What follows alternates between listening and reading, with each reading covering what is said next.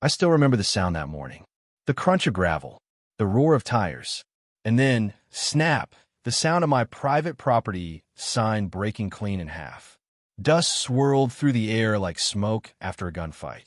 At the center of it all was a white SUV, shiny as a pearl, rolling through my land like it owned the horizon. On the driver's door, in gold letters, it read, Whispering Pines HOA. Behind the wheel, Claire Phillips, the self-declared queen of that shiny, new subdivision over the creek. She didn't slow down, didn't wave. Well, actually she did. One of those smug, finger-fluttering waves through tinted glass that says, You can't stop me. That's the exact moment something cracked inside me, louder than that splintered signpost. Because that road she just rolled across wasn't just dirt. It was 15 years of sweat, storms, and early mornings. I'd carved that path myself, one shovel at a time. Every rut, every bend, every gravel patch, I'd build it with my own two hands. And she just flattened it under her tires like it was nothing. That morning, I stopped being polite. If you've ever lived on land long enough, you start to feel it under your skin. That dirt becomes part of you, your pulse, your peace. For me, that winding stretch from the highway to my barn wasn't just a road. It was a story, a living, breathing record of years gone by. Every summer, storms would wash it out, and I'd be there at sunrise with my old grader, scraping and packing it back into shape. When neighbors slept in, I was out hauling stone, making sure the feed trucks could pass. For 15 years, no one disturbed it. Until she arrived. Whispering Pines, they called it. A shiny new HOA community that sprouted up like a weed after a rainstorm. Rows of beige copy-paste houses stacked side by side, all pretending to be modern countryside living. There wasn't a pine tree within 3 miles of it, but that didn't stop city folks from paying top dollar for the illusion. And in their midst, Claire Phillips took charge. She crowned herself queen, president of the HOA, defender of the rules, destroyer of boundaries. At first, I didn't mind. Let her have her rules about mailbox colors and trash bin heights. That was her world. But then, one morning, I noticed something new, tire tracks. Fresh ones, deep ones, cutting right through the middle of my dirt road. I followed them, curiosity buzzing in my chest. They started near the HOA's back gate and ended where my land met the old fence line. Maybe I thought someone just got lost. It happens. But the next morning, those tracks were back. And the morning after that. And the one after that. Every day, like clockwork at 7:30 a.m., that same white SUV tore through my road, kicking up clouds of dust like a miniature tornado. Sometimes she slowed down just long enough to flash that condescending wave. Other days, she blasted her music loud enough to spook the cattle and vanish toward the highway like a queen in a hurry. At first, I tried to stay calm. I even laughed about it, just a little. You know that kind of disbelieving laugh you do when the world starts to feel like a bad sitcom? It felt like watching a squirrel rob your bird feeder while staring you right in the eye. Except this squirrel drove an SUV and wore designer sunglasses. So, I did what any reasonable man would do. I made a sign. Big bold letters, private road, and no trespassing. I planted it right in the curve where she always passed through. Clear, obvious, impossible to miss. Next morning, I came out to feed the horses. The SUV rolled through again. And the sign? Gone. I found it later behind the hay bales, snapped in half like a twig. That's when I realized something important. This wasn't a mistake. It was arrogance. That night, I sat on my porch, watching the last orange light fade behind the hills. Somewhere out there, her headlights flashed across the field, 2 white eyes cutting through the dark. She didn't even slow for the bumps anymore. She just roared through like she owned every inch between my fence and the highway. By dawn, I made up my mind. No more warnings. No more smiles. So, the next morning, I parked my truck across the bend and waited. At 7:32 a.m., right on schedule, the white SUV appeared. She slowed when she saw me, rolled down her window halfway, and smiled that politician smile, the one people use when they're about to lie politely.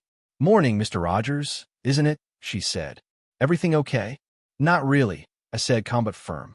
"You're driving on private property. This road isn't public, it's mine." She tilted her head, feigning confusion. "Oh, come on now," she said sweetly. "We're all neighbors, aren't we? What's a little dirt between friends?" That sentence stuck in my head like a thorn. What's a little dirt between friends? As if years of sweat and soil meant nothing. I swallowed my anger and said, "Ma'am, this isn't a shortcut. It's a working ranch road. Please stop using it." She smiled wider. "Well, I'll see what the board says." Then, with one smug flick of her wrist, she hit the gas, spraying a cloud of dust right into my face. Later that week, I saw them. A group of HOA board members standing near my fence with clipboards and iced lattes, whispering and pointing like generals planning an invasion. I ignored them until the day I came home from the feed store and found Claire herself blocking my road, this time with company. 3 HOA members, folding chairs, and a banner that read, "Community Access Vote, Building Harmony Together." I pulled over dumbfounded. She waved at me like I'd just arrived for a barbecue. "Morning, Brandon. Perfect timing. We're just holding a quick community vote," she chirped. "The board decided it'd be mutually beneficial to open your access road for neighborhood convenience. We're calling it a shared easement proposal." I laughed. I couldn't help it. But then I saw the clipboards, the bullet points, the HOA letterhead. And that laughter turned into something else, quiet, steady rage. Because right then, I realized Claire didn't want convenience. She wanted control. And if she wanted a shortcut through my life, I was about to give her one she'd never forget. Before we dig deeper into how this showdown turned from trespassing to trench warfare, tell me in the comments, have you ever had a Claire Phillips in your life? Someone who thought your no was just a suggestion? Drop your story below and make sure you're subscribed, because this battle's just getting started. The morning after that ridiculous community vote, I woke up with a knot in my stomach, the kind that tells you something stupid is about to happen. I made my coffee, stepped out onto the porch, and the first thing I saw was movement near the road. A crowd. Claire was back, this time dressed in a bright pink blazer that screamed, "Look at me." And she brought backup. There were folding tables, banners, and even balloons fluttering in the wind. For a second, I honestly thought they were throwing a picnic. As I got closer, the banner came into focus. Community Access Vote, Making Progress Together. Below it, clipboards, stacks of paper, and a shiny donation jar labeled "Help Pave Our Future." I stopped dead. "What in God's name are you doing?" I called out. Claire turned around like a movie villain stepping into her close-up. "Morning, Brandon. Perfect timing. We're finalizing our vote." "Vote on what exactly?" "On integrating your road as a shared access point," she said sweetly. "We're all neighbors here. The HOA board believes community connectivity is essential for harmony." She smiled like she was reading from a brochure. I stared at her, trying to decide if she was insane or just pretending to be. "Claire, you're standing on private land." She waved it off. "Oh, don't be silly. The board already agreed this portion is part of our easement. We're just finalizing it democratically." "Democratically?" I repeated. "You can't vote on someone else's property." "Well, actually," she said, tilting her head, "our charter allows us to make recommendations that align with community needs. Once we file a motion with the county, it's just a matter of formality." Formality. That word hit like a slap. I took a step forward, eyes locked on hers. "You think you can just declare ownership because it's convenient?" "Not ownership," she corrected. "Integration." Behind her, a few HOA members nodded like trained parrots, sipping coffee, pretending this was normal. That's when I realized something. Claire wasn't just delusional. She was dangerous. I dropped my voice low and steady. "If you or anyone else steps on this road again without my permission, you'll be trespassing, and the sheriff will hear about it." Her porcelain smile didn't crack. "Oh, Brandon," she cooed, "you really should relax more. You're letting negativity cloud your energy." My jaw clenched so tight it hurt. "Take this circus off my land. Now." She paused. The air went still. Even the wind seemed to stop to listen. Then, with that sugary calm, she said, "You'll regret not cooperating with the community." That night, when I went to collect the mail, there it was, a letter.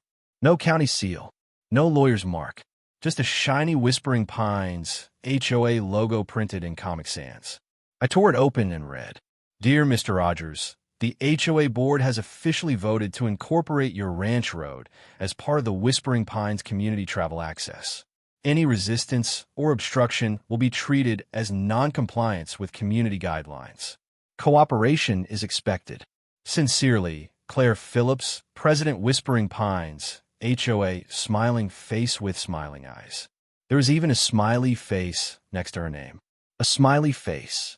I just sat there on the porch, letter in one hand, beer in the other, staring at that stretch of moonlit dirt road. I could hear the crickets, the low hum of the wind, and somewhere far away, the faint growl of her SUV idling like a threat. That was the moment it clicked. Claire didn't just want access. She wanted control. To her, land wasn't soil. It was power. Lines on a map that she thought she could redraw with enough votes and fake charm. And I wasn't raised to bow to that. By the time I finished that beer, I'd made my decision. No more warnings. No more signs. No more polite talks over fences. If she wanted a shortcut through my land, I was going to give her one, straight down. The next morning, I picked up the phone and called my oldest friend, Derek Miller. The kind of man who laughs before he answers and owns more power tools than common sense. When he picked up, I didn't even say hello. "Derek," I said, "you ever feel like teaching karma how to dig?" There was a pause. Then his deep laugh cracked through the line. "Brandon," he said, "tell me when and how deep." And just like that, the seed of revenge was planted. For the next few days, I noticed something strange. More HOA cars idled near my fence, pretending to patrol. A landscaper drone buzzed low, filming my field. Even one of their so-called safety volunteers jogged past with a GoPro strapped to his chest. They were watching me, testing me, waited to see how far I'd been before I broke. But what they didn't know was that I'd already broken. And what comes after that isn't fear. It's focus. Late that night, Derek pulled up in his old Ford truck, headlights off, engine humming like a beast waiting to be unleashed. He stepped out, thermos of coffee in one hand, grin on his face. "All right," he said, "tell me where the lesson's going." We walked the length of the road, our boots crunching softly against the gravel. The moon hung low, silver and sharp, lighting every curve of that familiar path. I pointed to a spot halfway down the trail, just past a blind bend where the road dipped slightly. "There," I said. "She hits that stretch doing 30 easy. She'll never see it coming." Derek whistled. "Deep or shallow?" "Deep enough for reflection," I said. He laughed. "Philosophical trench. I like it." By sundown the next day, the plan was alive. The backhoe roared to life like an angry dragon. Each scoop of dirt that came up felt like reclaiming a piece of myself she'd driven over. Dust rose around us, glowing gold in the setting sun. When we were done, the trench stretched 3 feet wide and nearly 4 feet deep. Not enough to hurt anyone, just enough to teach a lesson. We covered it carefully with old plywood, packed dirt over it, then scattered twigs and grass until it looked like nothing more than another patch of country road. From a distance, you couldn't tell the difference. It was perfect. We stood there afterward, leaning on the backhoe, drinking cold beer, looking at what we'd built. "Looks like a work of art," Derek said proudly. "Modern rural installation," I replied. Title: Consequences of Entitlement. He laughed so hard he almost spilled his drink. Before heading home, we hid 2 trail cameras in the brush, one facing the bend, one aimed at the trench, just in case karma decided to perform on schedule. When Derek's taillights disappeared down the road, I stood there alone for a moment. The night was still. The earth smelled raw and new. Revenge doesn't always have to be loud. Sometimes it's quiet, measured, beautiful. I looked down at that patch of road, smooth, unassuming waiting. Tomorrow, I thought, would be her turn to learn the meaning of private property. And when she did, I'd be right here, coffee in hand, watching karma roll in on 4 wheels. The morning sun crept slow and orange over the ridge, lighting the hills like they were on fire. The air smelled of coffee, dust, and quiet victory. I'd barely sat down in my lawn chair when Derek rolled up, donuts in hand, grinning like a kid on Christmas. "You think today's the day?" he asked. "Oh, it's Friday," I said, sipping my coffee. And Claire Phillips never misses her Friday yoga class. We dragged 2 folding chairs behind a stack of hay bales near the barn. our front row seats to what we jokingly called Operation Enlightenment. The trail cameras blinked red in the brush, ready to catch the moment karma clocked in. The cows grazed lazily nearby. The wind was still. Even nature seemed to hold its breath. Then, faint at first, came that familiar sound, the distant roar of tires and the thump of bass. And, God help me, I could already hear her voice, yelling affirmations from some self-help podcast about manifesting your power and not letting negativity win. Derek smirked. She's manifesting something all right. Through the shimmer of heat, the white HOA-issued SUV appeared over the hill, sunlight flashing off its chrome like a flare. She was right on schedule, yoga mat in the passenger seat, iced latte in the cup holder, and sunglasses so big they could double as solar panels. $10, says she's on speakerphone, Derek whispered. Make it 20, I said. And she's bragging about being late because of some rude farmer. Sure enough, as she drew closer, her voice carried through the open window. People like him just don't understand community boundaries. Honestly, I'm teaching him patience by example. The irony almost made me choke on my coffee. The SUV barreled down the hill, tires spinning, gravel spraying. She didn't slow down. Not for the curve, not for the dip, not for common sense. The front wheels hit the plywood. There was a long, thin creak. Then, crack. The sound tore through the morning air like thunder. The plywood gave way under the SUV's weight. In an instant, the front end plunged down, nose first. The headlights vanished. The rear tires lifted clear off the ground, and then slam. The back half dropped with a jarring thud that rattled the air. A burst of dust, dirt, and airbag powder exploded out the windows. Derek nearly fell off his chair laughing. I slapped a hand over my mouth to keep from shouting.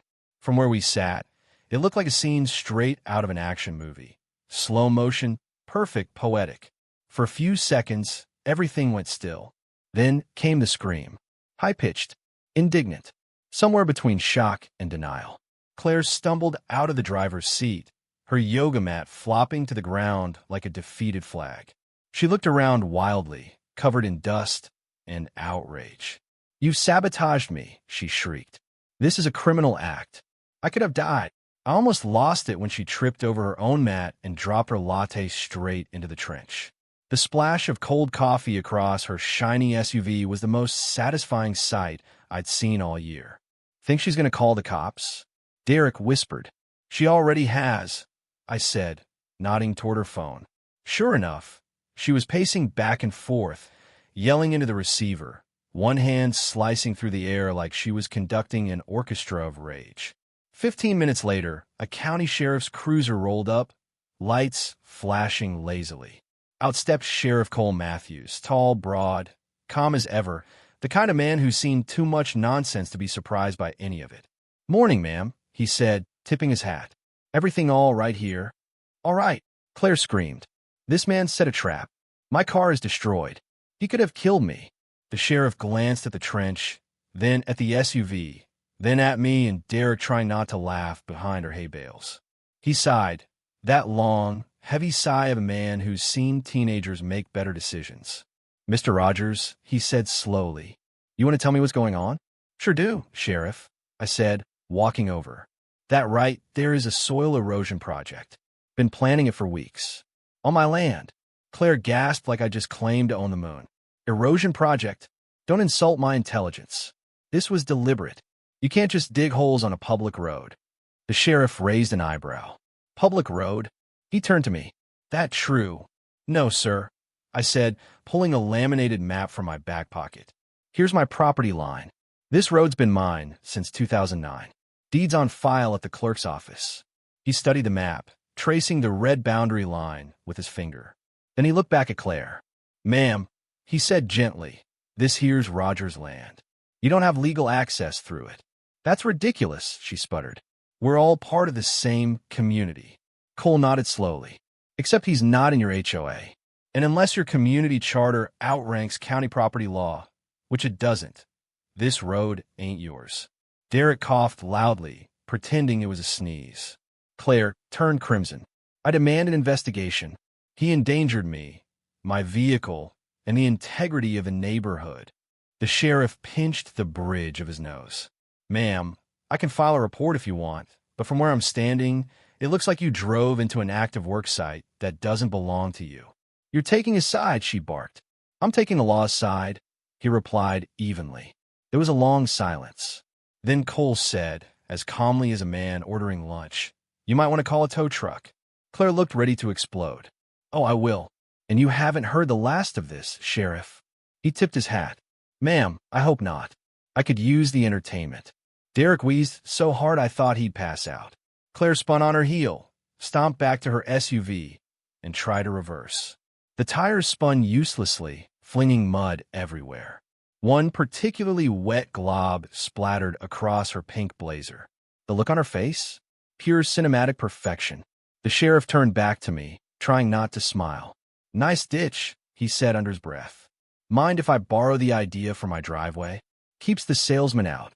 I grinned. "Be my guest." He climbed into his cruiser and drove off, leaving Claire standing there beside her half-buried SUV, fuming and yelling into her phone. 20 minutes later, the tow truck arrived. The driver took one look, scratched his beard, and said, "Lady, this thing's not coming out without a crane." Her scream echoed across the field, loud enough to make the cows scatter. Derek leaned over, tears streaming from laughter. "You think she'll learn her lesson?"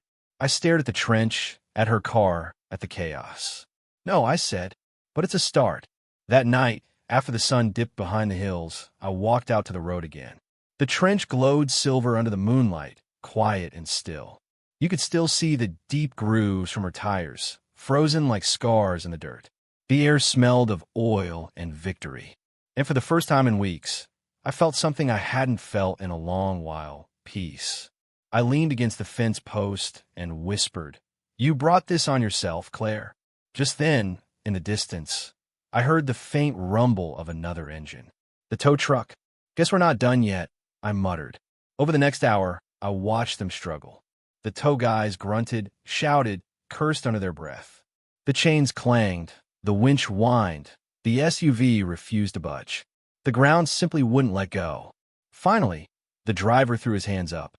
"Lady," he said, "this car ain't moving tonight. I'll be back in the morning with backup." Claire stared at him, horrified. "You're leaving it here?" He shrugged. "Unless you've got a helicopter." She stood there speechless, clutching her ruined latte cup like a lost crown. Derek whispered beside me, "You think she'll sleep out here with it?" "Wouldn't surprise me," I said. We turned and walked back toward the porch, laughter bubbling up uncontrollably. But under the humor, there was something deeper, that calm, righteous kind of satisfaction you only get when the universe finally balances the scales. Derek raised his beer and said, "To erosion control." I clinked mine against his. "And to natural selection." The trench gleamed faintly in the moonlight, a quiet declaration that needed no words. This land is mine. If you're still with me, drop a tractor in the comments. Things go from muddy to legal. The HOA brings lawyers, fake fines, and a cousin named Doug who can't spell lawsuit.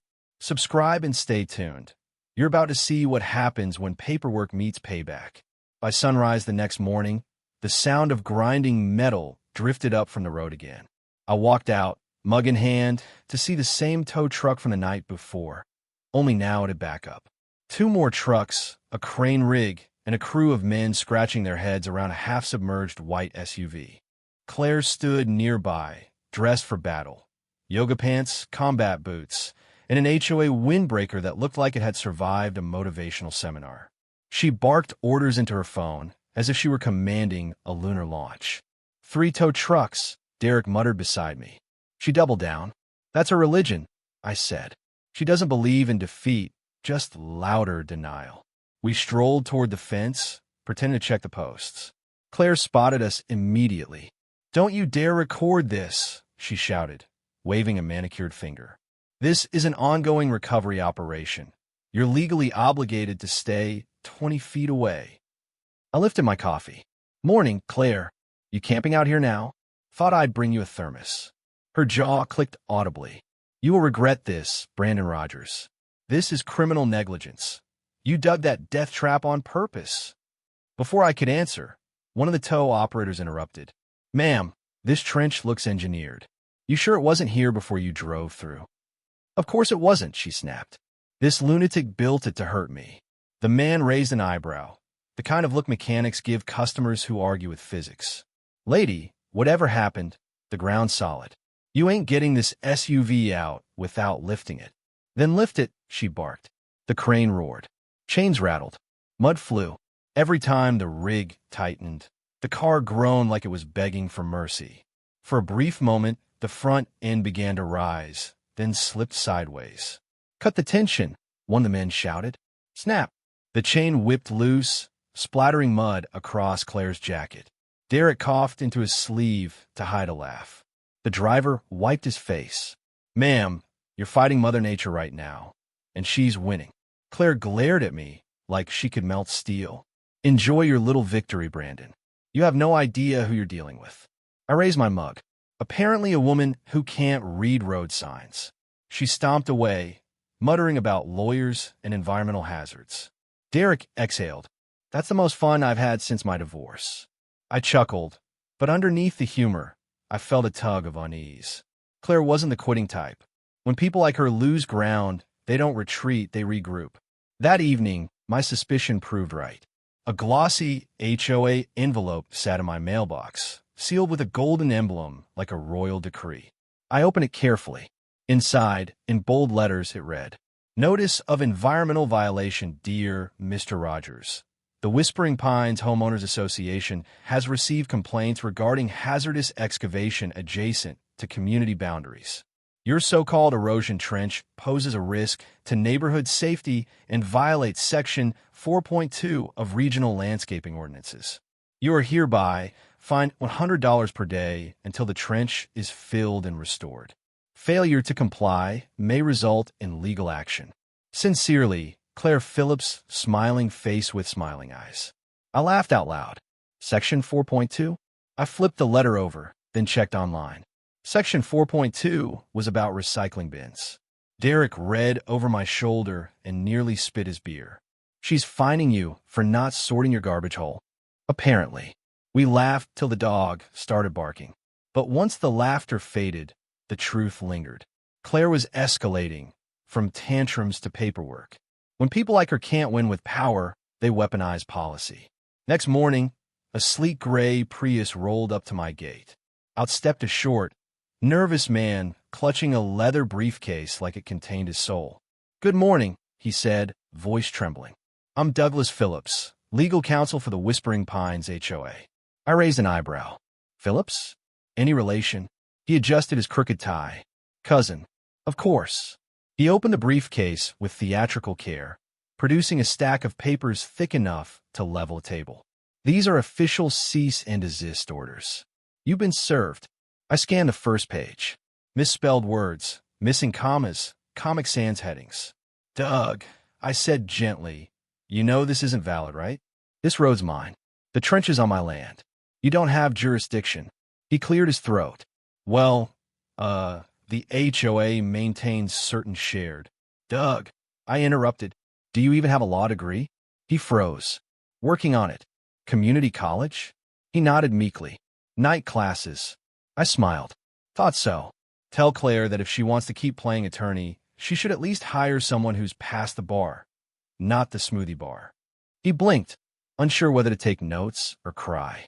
Then, flustered, he spun around, scraped the Prius bumper on a tree root, and drove off in humiliation. Derek was still wheezing with laughter 10 minutes later. Man, this is better than cable. But I wasn't laughing long, because he planted a seed in my mind. What if Claire did dig something up? Old maps, forgotten easements, hidden clauses, paper ghosts that could rewrite boundaries.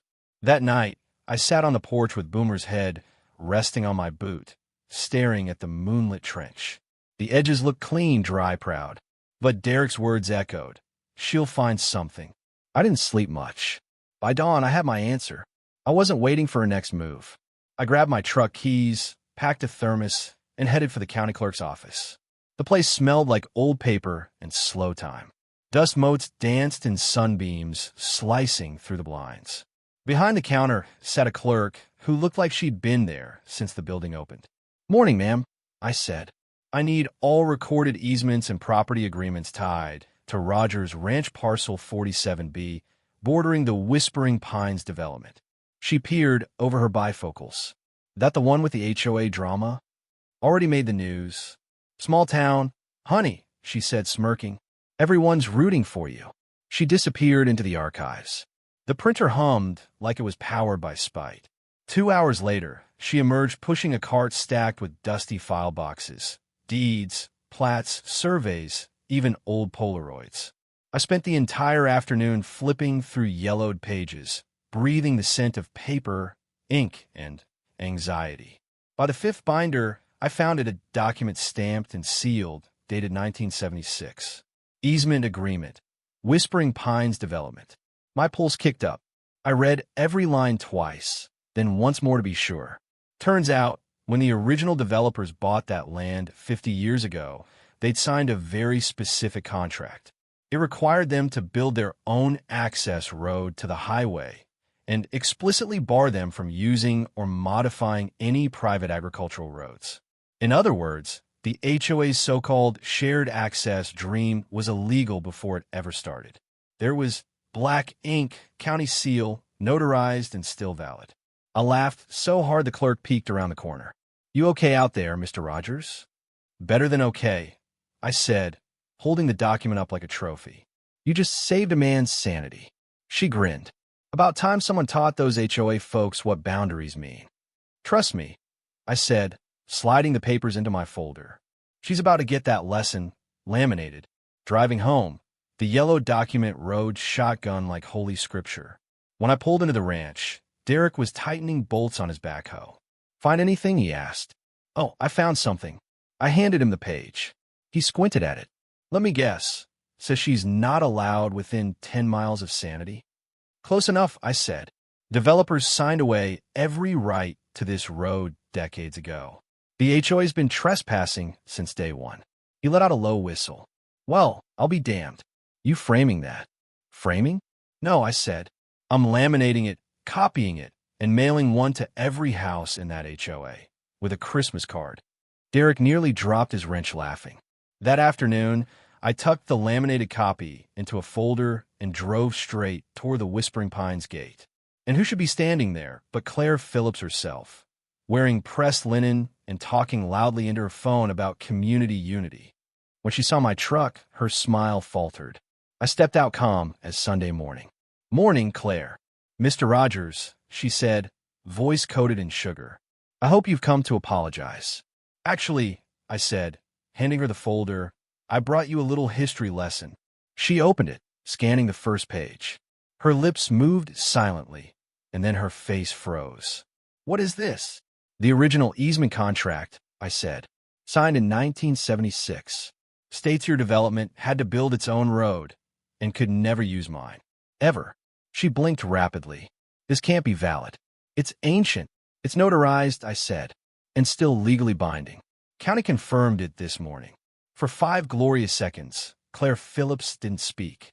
The wind rustled the paper. A bird chirped somewhere. Then she tried to crumple the document, only to realize it was laminated.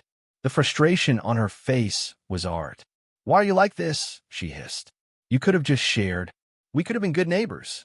"Claire," I said softly, "you tore down my signs, threatened me with Comic Sans, and drove through my land like it was yours. We passed good neighbors 6 months ago." "This isn't over," she spat. "Maybe not," I said, "but your shortcut sure is." I climbed back in my truck, leaving her clutching a piece of plastic justice she couldn't bend to her will. If you loved watching the tables finally turn, hit that red heart and comment #JusticeLaminated. The fight moves to the courtroom, and you'll see exactly how one rancher, one lawyer, and a laminated document humbled an entire HOA. By the next morning, things were in motion. I had a real lawyer now, Mara Pritchard, a local legend in dusty boots and a sharp navy suit. Her office was small, but surgical, every file labeled, every photo framed straight. When I showed her the 1976 easement document, she grinned like she'd just drawn an ace. "Well, Mr. Rogers," she said, "this paper here doesn't just close their argument. It buries it 6 feet under. That's what I was hoping for, I said.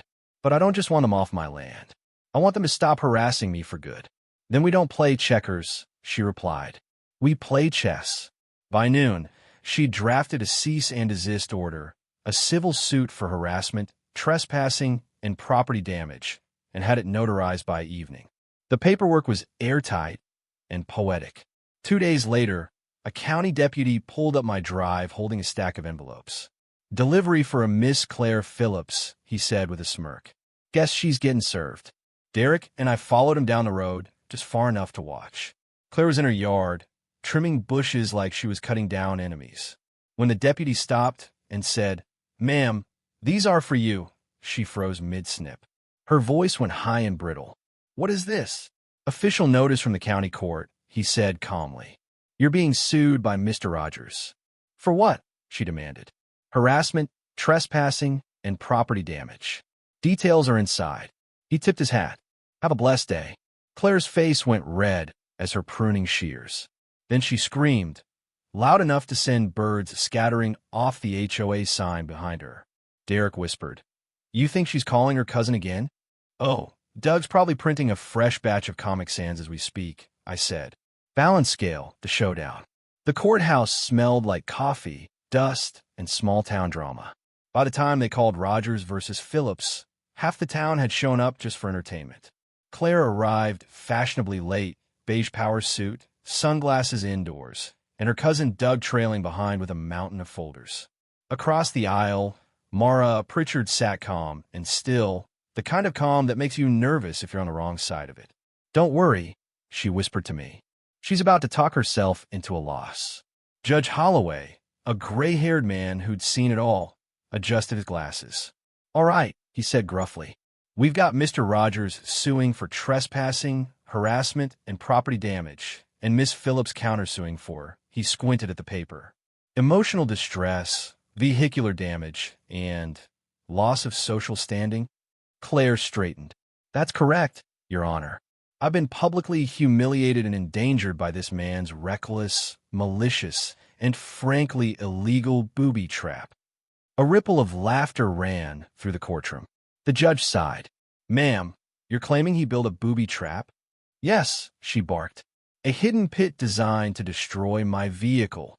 "Miss Phillips," he said dryly, "this isn't Home Alone. Do you have any evidence?" Doug puffed out his chest. "Your Honor, we have photographic proof and witness statements confirming the trench's malicious intent." He shuffled through papers and dropped half of them. Mara stood gracefully. "Your Honor, if I may, I'd like to submit a notarized easement agreement dated 1976, proving the HOA had no legal right of access to my client's land." The bailiff brought it to the judge. He scanned it, nodding slowly. "This looks legitimate." Claire's voice shot up. "That's ancient paperwork. It doesn't apply anymore." Mara smiled. "Actually, it's still valid under County Code 119.4.1. Unless Miss Phillips can produce a superseding document." Doug froze mid-page flip. We're still gathering documentation."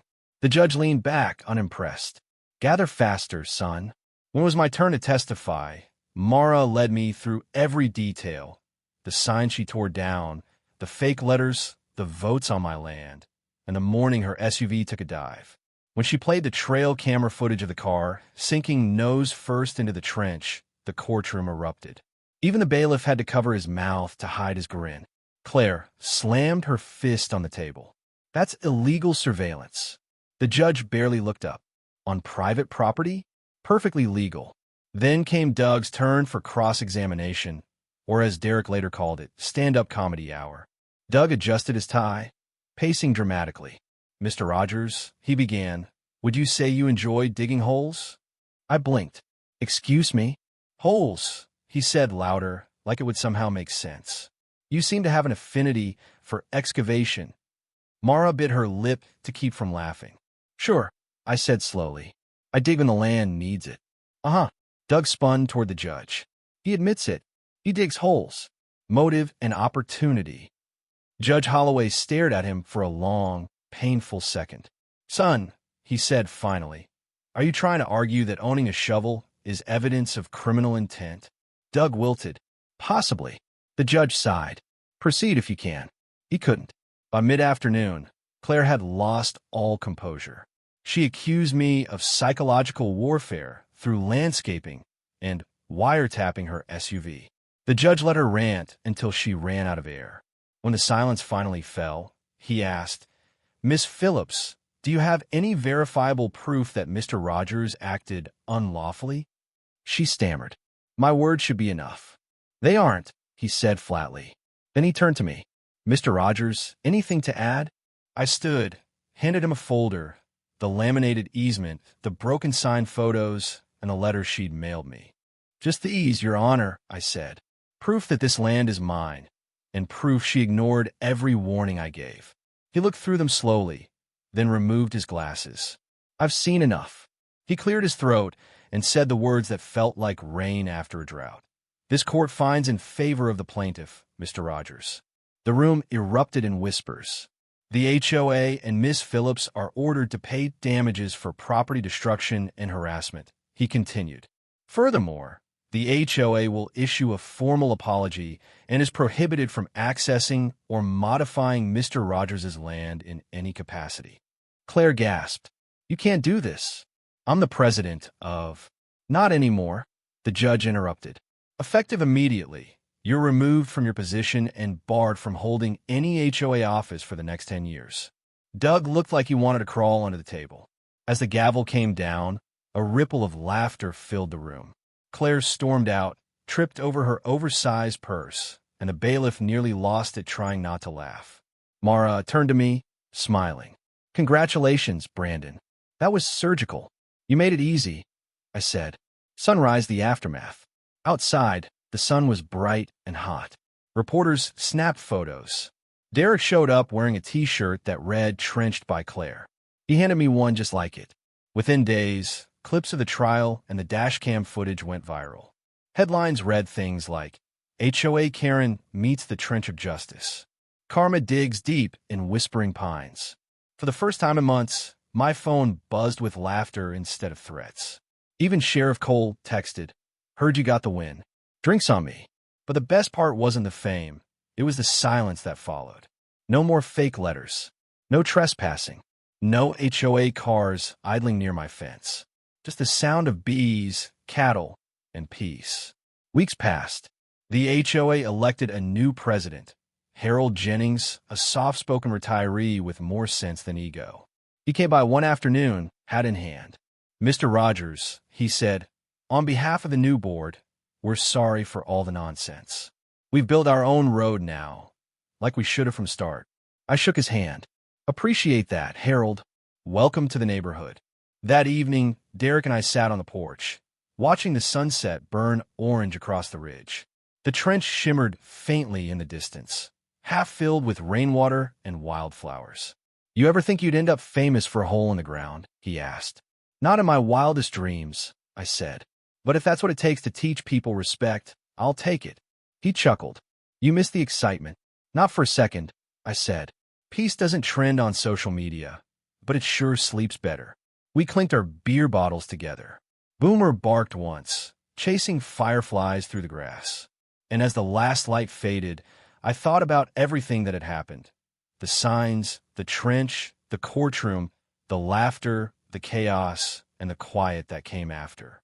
Claire Phillips fell into a literal hole that day. But the truth is, she'd been digging it long before. Every insult, every trespass, every smug wave from that tinted window, shovel by shovel, she carved her own fall. Karma just finished the job. That trench wasn't just dirt anymore. It was a reminder that boundaries aren't walls, they're respect. And if you keep crossing them long enough, eventually the ground gives way. Sometimes standing your ground isn't about shouting louder. It's about holding still when someone tries to push you off it. Because you don't need revenge that destroys. You need justice that lasts. And when it comes, it won't roar. It'll arrive quiet, like gravel settling after a storm. Steady. Final. Right? So tell me in the comments, have you ever had a Claire Phillips in your life? Someone who just couldn't take no for an answer? How did you handle it? And if you love this story of trenchside justice, hit red heart and subscribe. Because next time, I'll tell you what happened when the HOA tried messing with a rancher's water rights. Trust me, they're going to learn that karma runs deep.